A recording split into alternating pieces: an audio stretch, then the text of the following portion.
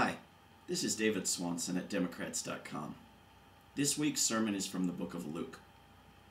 And he said, a certain nation had a son, and the son said to Congress, give me $560 billion.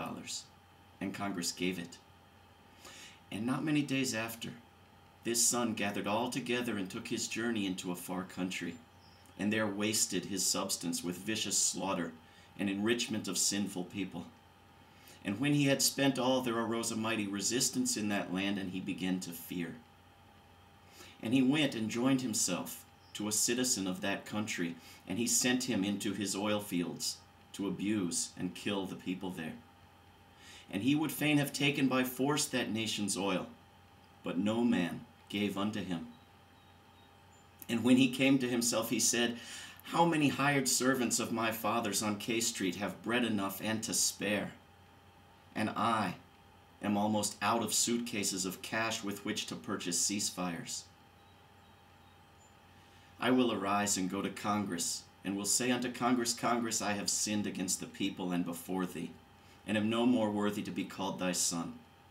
But if you could spare just $102 billion more, I could kill all the right people this time. Seriously, I know exactly, down to the man, woman, and child, whom we need to kill and whom we do not. What do you say? And he arose and came to Congress. But when he was yet a great way off, his Congress saw him, and had compassion, and ran and fell on his neck and kissed him. And the son said unto Congress, Congress, I have sinned against the people and in thy sight, and am no more worthy to be called thy son.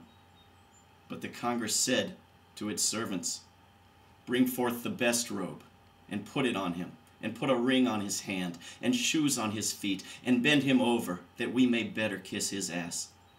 And bring hither the riches of China, which our grandchildren shall pay back some day. Give this man another $102 billion, and let us eat and be merry. For this our son was dead, and yet so lifelike. He was lost, and now is still lost. But what the hell do we care? And they begin to be merry. Now, what does this scripture tell us? Here's what we know. On September 10th and 11th, 2007, exploiting the deaths of those who died under Bush and Cheney's watch in New York, Washington, and Pennsylvania exactly 6 years earlier, General David Petraeus testified before Congress. Having been elected in November 2006 to end the occupation of Iraq, Congress delayed action for months in anticipation of Petraeus' testimony, following which it delayed action for months again and continued to fund the occupation. Petraeus' misleading report was thoroughly debunked following and even prior to his congressional appearance, during which many citizen protesters were arrested and even assaulted by police.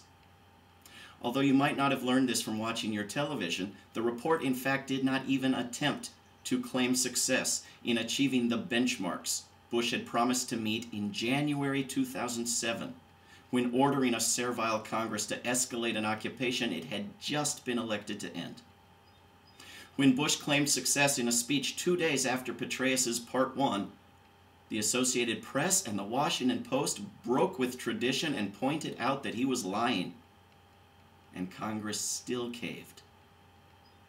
As Petraeus prepares to return and lay it on even thicker this time, violence is exploding in Iraq. Political benchmarks have been forgotten, and majorities of the American and Iraqi people, including a majority of the members of the U.S. military, still want to end the occupation, get Americans home, and leave Iraq to the Iraqis.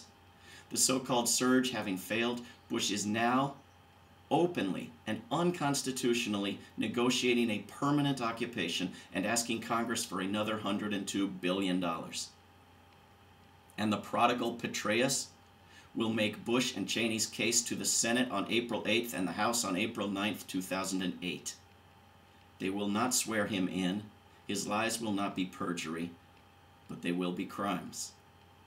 If you can make it to Washington, join us on April 8th at 2 p.m. at the Hart Senate Office Building. Come a few hours early if you want a good spot in line. I hear it's going to be a festive occasion. There's an old saying in Tennessee, I know it's in Texas, probably in Tennessee, that says, fool me once, shame on on you. You fool me, you can't get fooled again.